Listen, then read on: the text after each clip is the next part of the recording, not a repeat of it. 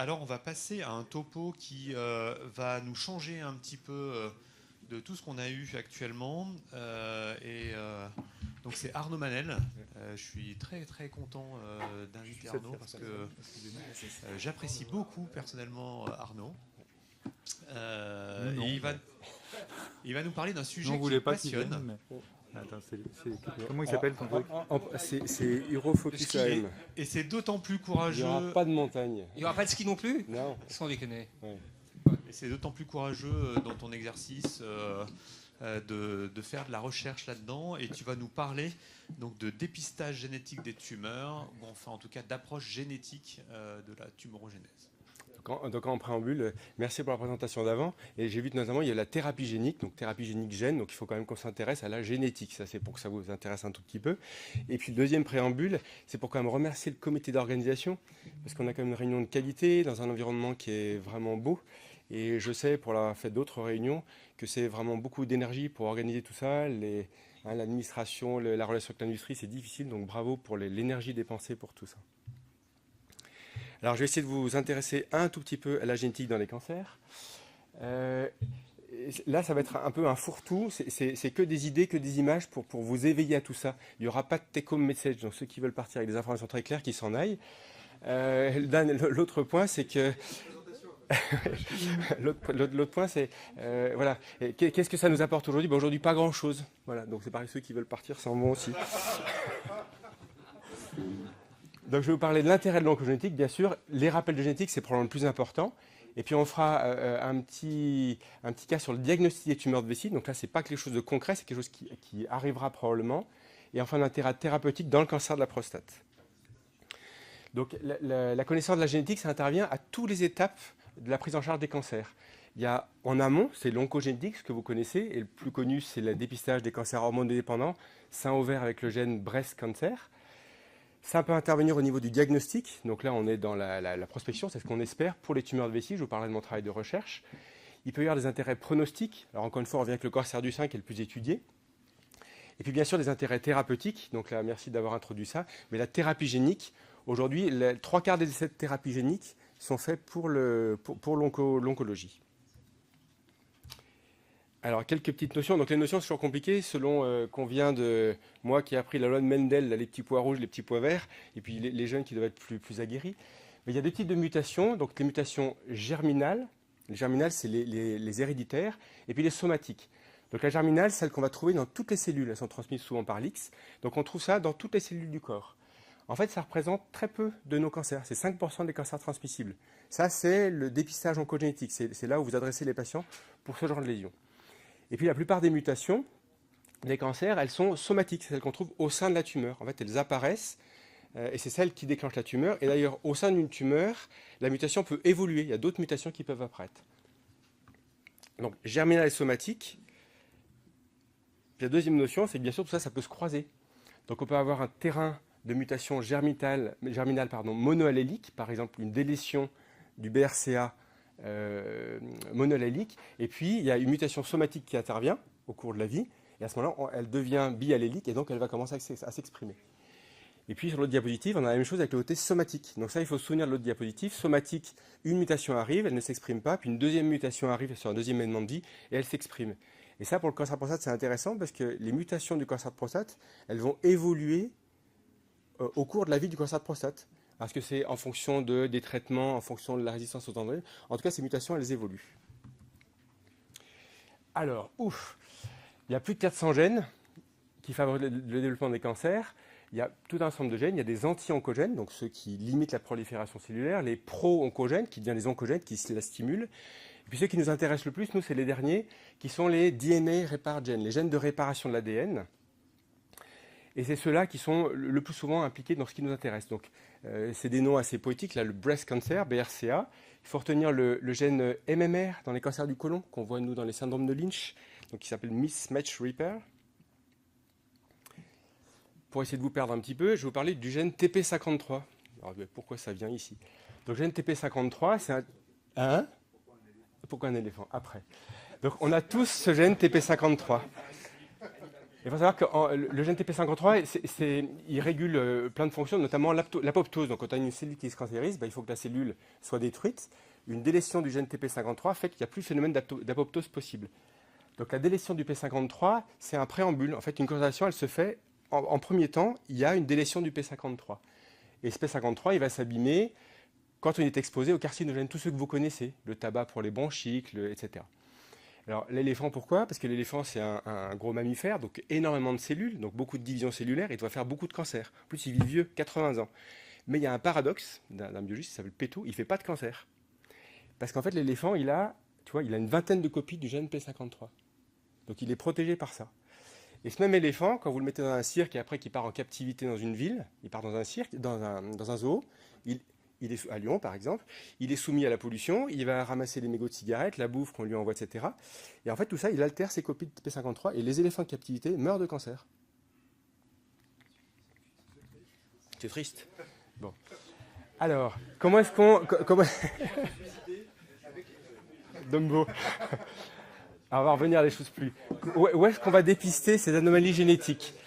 Donc, les anomalies génétiques, selon que c'est des formes héréditaires ou des formes somatiques, on ne va bien sûr pas les trouver au même endroit. Les formes héréditaires, c'est les plus faciles à trouver, puisque par définition, c'est dans toutes les cellules. Donc, la lignée blanche du sang, une prise de sang, on arrive à faire un dépistage d'oncogénétique pour ce genre de tumeur. Pour les somatiques, c'est plus difficile. La somatique, si on peut avoir du tissu tumoral, bien sûr que c'est facile. Mais si on est dans le cadre du dépistage ou du diagnostic, en fait, on voudrait bien avoir autre chose que ça. Donc Jean-Alexandre, hier, tu parlais des cellules tumorales circulantes. L'idée, c'est qu'il y a la tumeur qui peut relarguer des cellules. On pourrait attraper une cellule, la fragmenter pour avoir son ADN, et puis même, on pourrait essayer d'attraper directement l'ADN de la tumeur qui est relargué dans certains fluides. Autre notion, et la dernière qui vous perd, c'est le séquençage génomique. Il y a beaucoup d'études jusqu'à encore maintenant qui sont faites avec des séquençages des années 70, qui est la technique de Sanger, qui n'était pas une technique très performante. Ça, c'est 70. Dans les années 2010, est apparue une nouvelle technique de séquençage, c'est le New Generation Sequencing, le NGS, en gros qui permet de passer de 6 mois de séquençage d'un génome complet avec des millions de dollars à quelques semaines et quelques milliers d'euros. Et puis là, récemment, il y a les 3e générations, les third generation, et là, on est à 300 € de test et quelques heures. La différence, c'est que dans la première technique, on faisait un séquençage du génome complet, donc pour faire des études, c'était quasiment impossible, et là, on a un séquençage très électif. Encore des notions, ça c'est parce que vous connaissez probablement. Les formes familiales, donc c'est les 5% de nos cancers héréditaires. Cancer du sein, vous savez qu'il est souvent associé au BRCA, Breast Cancer. Cancer colorectal, le gène, c'est le MMR. Tout ça, c'est pour se familiariser à ces noms. Le mélanome, il a aussi ses petits noms. Et puis le cancer de prostate, ce qui nous intéresse, bien sûr, ça serait trop simple qu'on ait un seul gène. En fait, c'est plus compliqué parce qu'il y a souvent une hérédité qui est polygénique. Donc c'est une association de gènes qui font cette hérédité. Et donc il est compliqué à analyser. Et ça, c'est pour vous achever. Juste pour faire comprendre qu'en fait, ce n'est pas un gène qui donne une tumeur. En fait, c'est une atmosphère de gènes. C'est bien pour ça que c'est aussi compliqué dans les études d'oncogénétique. Une mutation, elle ne vous condamne pas forcément à faire la pathologie. C'est tout un ensemble de choses. Voilà. Donc pour le cancer du sein en particulier, on voit qu'il y a le BRCA, bien sûr la délétion du TP53, mais il y a aussi l'épithène, etc., etc. Donc ça, c'est les notions. Maintenant, on passe à l'application. Pour la tumeur de Vessie en particulier, la tumeur de Vessie, maintenant c'est le 10e cancer le plus fréquent, mais c'est surtout de tous les cancers, celui qui a le taux de récidive le plus élevé. Et vous savez qu'on en fait le diagnostic aux symptômes et en passant une caméra qui s'appelle une cystoscopie avec toutes les difficultés que ça représente. Donc on voudrait bien avoir des tests pour que ce soit plus facile, plus rapide. Alors il y a eu des tests d'ailleurs approuvés par la FDA, des tests plutôt moléculaires, mais qui en pratique ne sont pas exploités, pas utilisables parce qu'ils ne sont probablement pas assez pertinents. Je vais essayer d'aller vite pour ne pas vous perdre. Il y a différentes mutations dans la tumeur de Vessie. Les germinales, il n'y en a pas, donc les héréditaires, il n'y en a pas. Par contre, il y a des mutations somatiques, notamment d'un gène qui s'appelle le TERT. C'est celui qui fait qu'on a tous des chromosomes bien taillés à la bonne longueur. Ce TERT, il a un promoteur. Et sur ce promoteur, il y a 2 petites mutations qu'on ne trouve exprimées que dans les tumeurs de Vessie. Donc ça, on sait que ça existe. Maintenant, on veut savoir qu'est-ce qu'on en fait de ça. Alors qu'est-ce qu'on en fait? Cette mutation, si on la trouve dans le polype de Vessie, ça ne nous apporte pas grand-chose parce que le diagnostic, il est déjà fait. On voudrait le trouver dans l'urine, puisque la tumeur de Vessie, elle baigne dans l'urine. ça, je vais passer vite pour... Donc, on a fait un travail de recherche où cette mutation, elle existe. Est-ce qu'on peut la trouver dans les urines? Est-ce qu'on peut l'amplifier suffisamment pour la trouver dans les urines? Donc ça, c'est les chercheurs qui ont fait ça, qui ont trouvé une technique de séquençage et un algorithme de séquençage pour que ce soit faisable. Donc on arrive à trouver la mutation du C228, c'est quelques kilobases, dans l'ensemble du génome qui se balade dans les urines. C'est comme trouver une aiguille dans une botte de foin, mais qui est grosse comme l'Europe. Donc ça, c'est déjà une première performance. Est-ce que cette mutation, elle peut être intéressante pour nous? Donc ça, c'est un travail qu'on avait fait sur une centaine de patients. Et ce qu'on voit, c'est que la sensibilité et spécificité de la mutation TERT qu'on trouve dans l'urine, elle est de presque 98% de spécificité. Donc, toute tumeur confondue. Donc là, on se dit, bah, ça, c'est quand même drôlement intéressant. On a regardé l'association de cette mutation du TERT avec les stades pathologiques. Alors, le bleu et l'orange, vous les mettez ensemble parce que c'est les deux mutations, 228, 250. Mais c'est la même chose. Donc, en gros, c'est tout ce qui est en couleur, la mutation est présente. Le gris, c'est qu'elle n'est pas présente. Et bien, ce qu'on voit, c'est que quel que soit le stade de la pathologie, on retrouve cette mutation dans les urines. Avec une sensibilité qui est encore de 98%. Donc ça, c'est quand même assez important. Et y compris pour les lésions qui sont de bas grade. Si on pense à la cytologie urinaire et sa faiblesse, on dit que ça, c'est quand même plutôt prometteur. Ensuite, on a essayé d'étudier... Est-ce que cette mutation, elle apparaissait plutôt pour des récidives, plutôt pour les tumeurs primitives, puis après on a comparé avec les hauts grades et les bas grades, et en fait, la mutation, s'il y a une tumeur, il y a une mutation. Pas de tumeur, il n'y a pas de mutation. Donc ça, c'est quand même vraiment sympa. Du coup, on a voulu étendre cette étude. Alors là, c'est pour votre culture, il existe dans le monde des cohortes prospectives génétiques. Alors ça, c'est un truc épatant. Il y a des pays qui ont pris une partie de la population, à 20 ans, et qui ont fait des séquençages génétiques. Et tous les ans, séquençage génétique. Et ils les ont suivis toute leur vie jusqu'à ce qu'ils meurent, en notant de quoi ils étaient morts. C'est-à-dire qu'en fait, on peut retrouver, notamment dans une cohorte, celle qu'on a étudiée, une cohorte iranienne, Golestan, c'est une petite province au nord de Téhéran. Donc la Golestan de cohorte, c'est sur, je crois, c'est 50 ans, 70 000 patients, tout un séquençage génétique. Donc on a pris tous ceux qui avaient fait une tumeur de vessie, on a cherché notre mutation qui était présente, et puis on a regardé les années d'avant. Et en fait, on s'est rendu compte que cette mutation, elle apparaît environ 10 ans avant la tumeur primitive. Incroyable. Enfin, j'ai trouvé ça incroyable. Je sens que ça vous... Donc là, ce qu'on est en train d'essayer de faire, c'est de trouver des financements pour racheter des cohortes beaucoup plus grandes, et notamment il y a une cohorte hawaïenne aux États-Unis où il y a 350 000 patients pour faire la même étude sur des cohortes beaucoup plus grandes. Donc à la fin de tout ça, cette mutation, elle paraît très prometteuse, parce qu'il y a une sensibilité, une spécificité qui est meilleure que tout ce qu'on a trouvé jusqu'à maintenant. Ça pourra en faire ce qu'on appelle les biopsies liquides, parce qu'on le trouve dans les urines, donc c'est facile, on peut imaginer, on fait pipi, on trempe sa bandelette et puis on aura nos séquençages. C'est accessible, parce que avant, quand il fallait 6 mois et des millions d'euros, ben, c'est pas possible. Maintenant, à 300 € et quelques minutes, c'est faisable. Donc là, on en est à valider pour être certain que ce soit bien, puis après, il faudra trouver des sous, donc je ferai passer une petite casquette après, pour arriver à le commercialiser. Alors maintenant, je vais parler du cancer de prostate. Là, on était dans l'intérêt diagnostique. Là, c'est l'intérêt thérapeutique.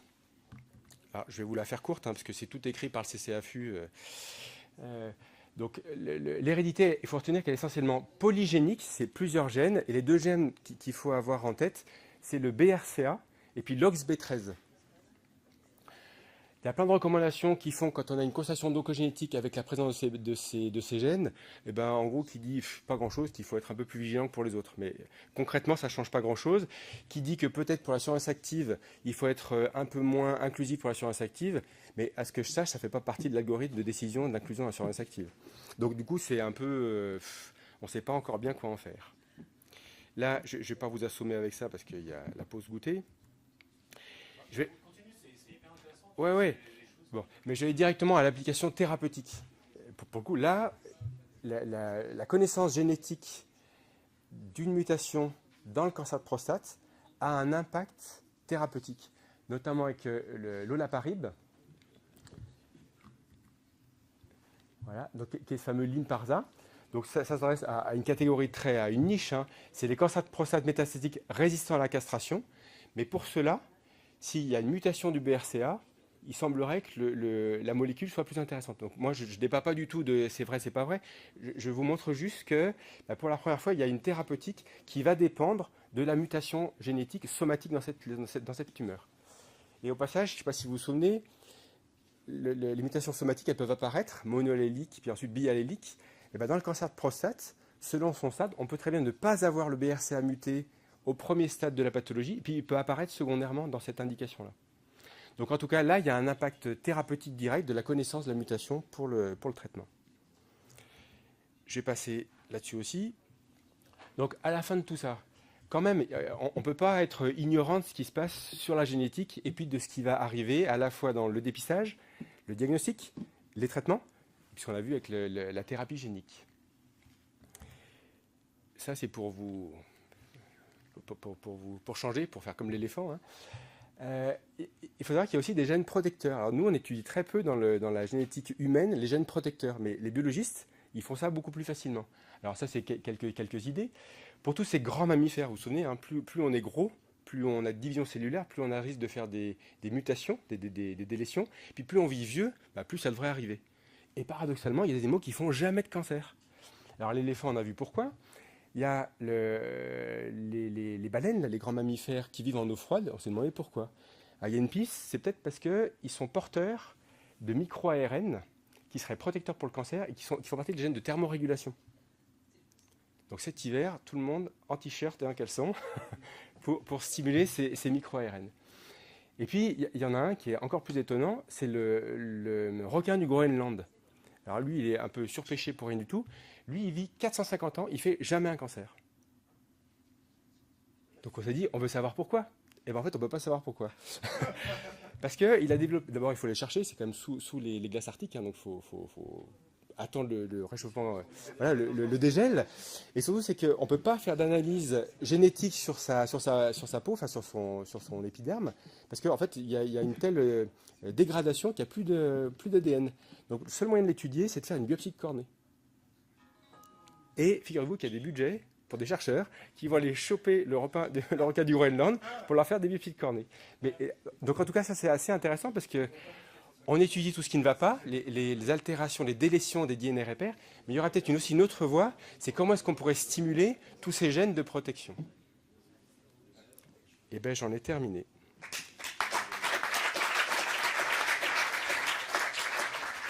Ça c'est des coups.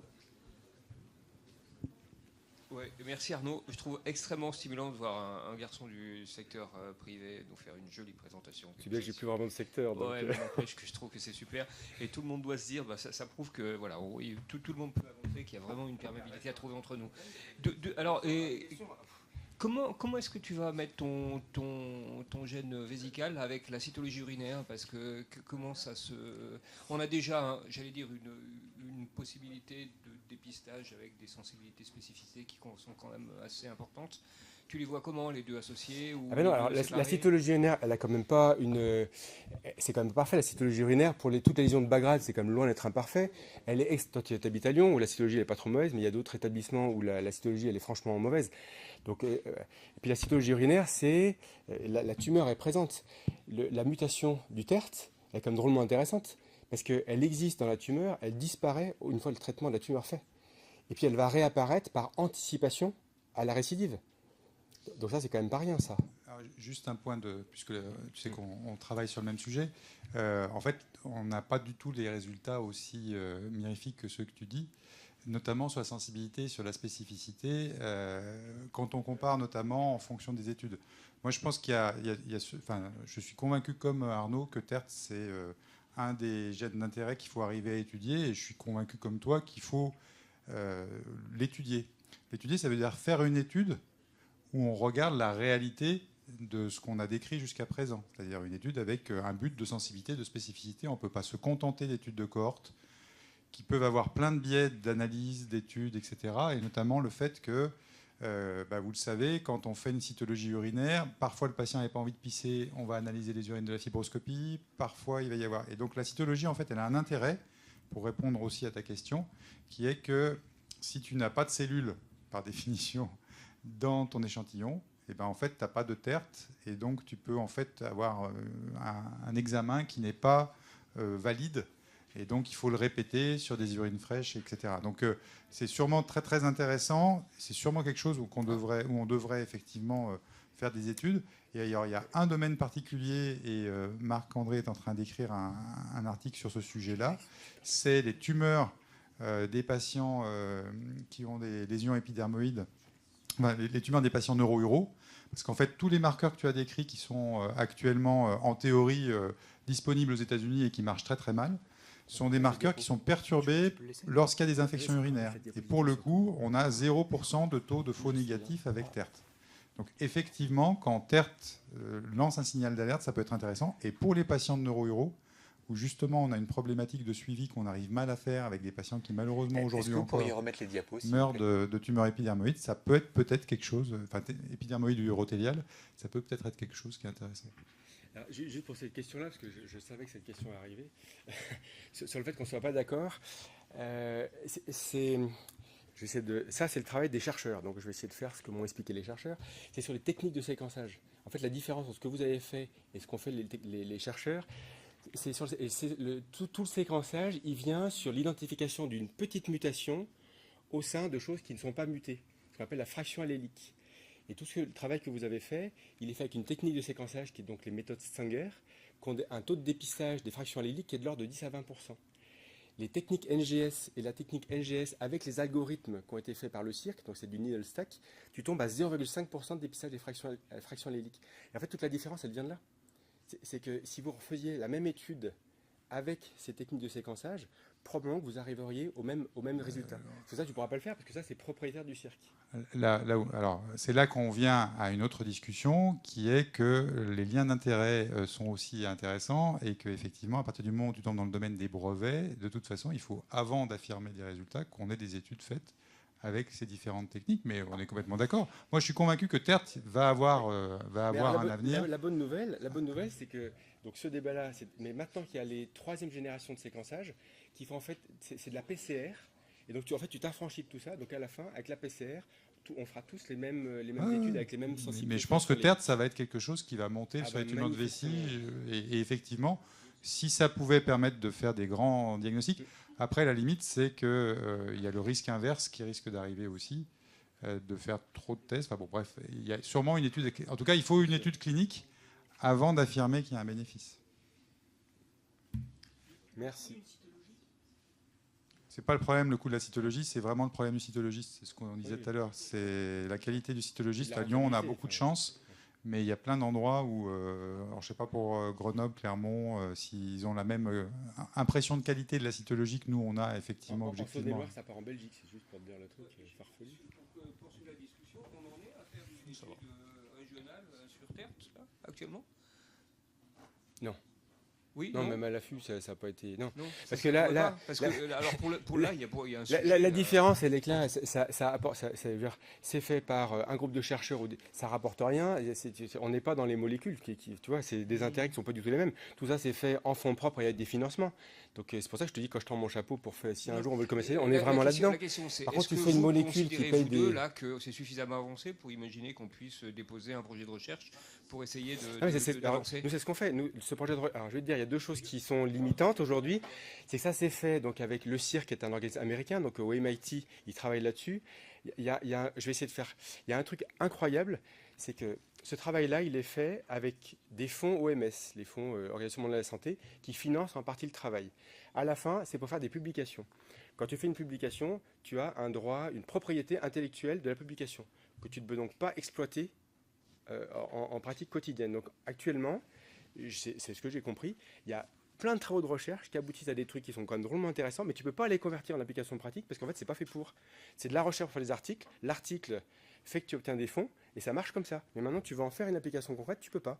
Donc du coup, c'est pour ça que tu as des startups qui se montent en fonds propres pour essayer de sortir de tout ça.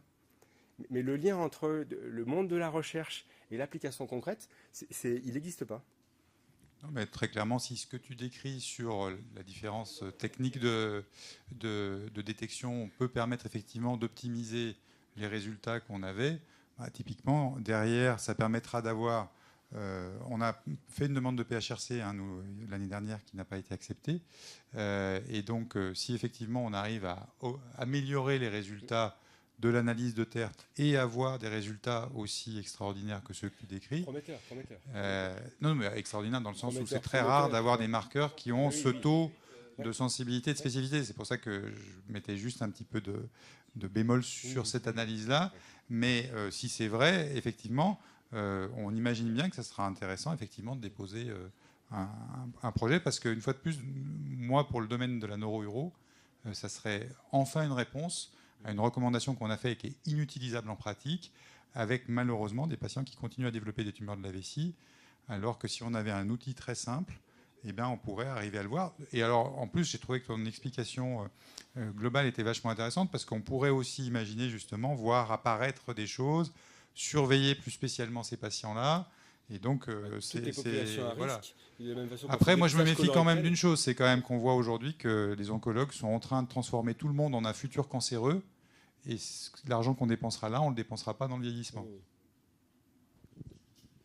Très bien. Alors on Il voit y a Sébastien qui a juste un petit message avant la pause café.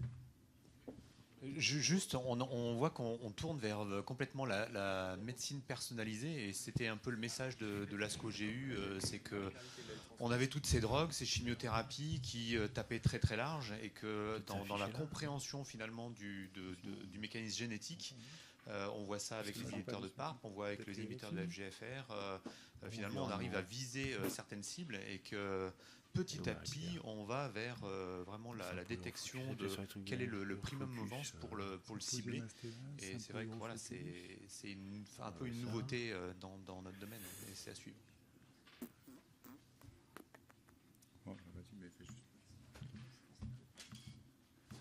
On peut mettre la diapo de diffusage, non?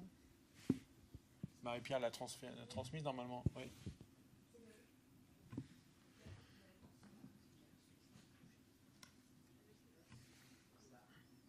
Comment? Elle est sur les côtés. Elle est sur les côtés. Bon, ben, elle est sur les côtés. Non, juste pour vous faire un rappel rapide sur l'étude IFUSA qui continue. Donc, vous savez, dans le cadre du RHU Perfuse qu'on a obtenu, on a 2 études cliniques prospectives. L'étude focale qui, elle, est terminée dans les inclusions, et l'étude IFUSA, donc étude randomisée surveillance active versus traitement focal par ultrason focalisé sur des gros Gleason 6 qui sortaient des critères de surveillance active sur ACAP ou PRIAS. Ah ben voilà. Donc globalement, patient qui a une biopsie positive Gleason 6 de plus de 3 mm ou de plus de 3 biopsies, avec dans l'idéal une image IRM, mais c'est plus obligatoire d'avoir une cible nette, eh bien, ces patients sont randomisés entre poursuite de la surveillance active et traitement focal pour montrer qu'un traitement focal diminuera le recours à un traitement radical à l'issue de l'étude. Donc c'est une des rares études randomisées au monde sur les traitements focaux et les traitements généraux par rapport à une surveillance, donc française en plus. On est à 88 patients inclus sur 146, donc ça avance pas trop mal, mais c'est quand même difficile. La randomisation est assez bien acceptée la plupart du temps, parce que les gens sont exactement dans cette problématique. Ils veulent pas de surtraitement, mais d'un autre côté, si on peut faire un peu quelque chose, c'est pas plus mal. Donc souvent, c'est une étude qui est assez bien acceptée. La sélection patient n'est pas évidente, mais dès que vous avez ce genre de patient, Gleason 6, un peu, avec des biopsies un peu longues, ceux chez qui on peut hésiter un peu sur un traitement, eh ben, n'hésitez pas, on voit s'ils sont éligibles ou pas, mais n'hésitez pas pour nous en parler. Donc voilà, vous avez c'est Alain ou moi qui incluons sur Lyon, mais il y a d'autres centres, il y en a 14 en France notamment. Enfin bon, là c'est surtout la région. Donc, et tu voilà. vas jusqu'à combien de biopsies positives? Est-ce que tu as des limites? Alors on voit que le score... 2 sextants maximum.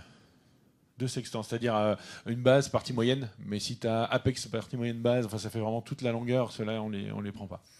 C'est vraiment un traitement ciblé, c'est pas pour faire une hémiablation complète, ou voilà, c'est 2 sextants. Un truc, c'est quand même peut-être trop modeste, hein, c'est la seule étude sur un traitement versus... Enfin, c'est la seule étude randomisée sur un traitement du cancer de la prostate qui va exister le jour où tu auras fini d'inclure. Parce que ça n'a jamais été fait, ou très peu fait, en dehors de Protect, qui était l'étude de Fred Hamdy. Mais il n'y a quasiment aucune étude comme ça. Donc ça serait vraiment dommage qu'on n'arrive pas à inclure. Le seul écueil, et c'est là-dessus qu'il faut insister, hein, c'est que c'est des moutons à 5 pattes, puisque ce sont des patients qui ont à la fois une image anormale en IRM et une tumeur très, très bien différenciée visible. On a simplifié pour le critère IRM. Maintenant, s'il n'y en a pas forcément, on peut quand même les mettre dedans. C'est-à-dire que s'il n'y a pas l'image IRM, on a fait un amendement. Parce qu'effectivement, c'était les Gleason 6, vous le savez, on ne les voit pas toujours très bien à l'IRM. Et donc, si on a tous les critères biopsiques, et pas forcément d'image IRM très nette, ou pas de cible, ou pas IRADS2, enfin pas très visible, on peut quand même les inclure. Donc on a un peu élargi sur ça. Oui, ça devient plus facile. Voilà. Donc voilà, petit rappel.